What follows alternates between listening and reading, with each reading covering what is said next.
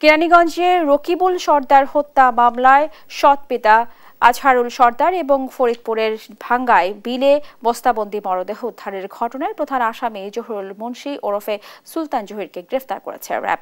সকালে RAB media সেন্টারে তথ্য জানায় র্যাব 10 অধিনায়ক মোহাম্মদ কামরুজ্জামান।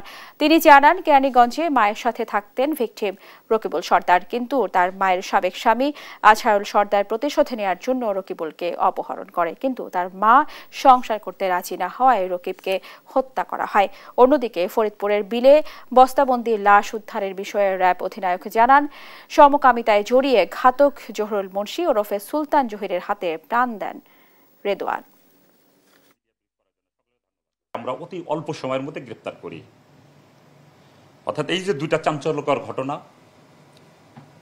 আপনার রাকিবুল সর্দার হত্যা সৎ বাবা কর্তৃক, আর রিদওয়ান হত্যা, এই দুইটা চাঞ্চল্যকর মামলার যেই প্রধান আসামিদ্বয়কে র্যাপিড অ্যাকশন ব্যাটালিয়ন অতি অল্প সময়ের মধ্যে গ্রেপ্তার করতে সক্ষম হয়েছে।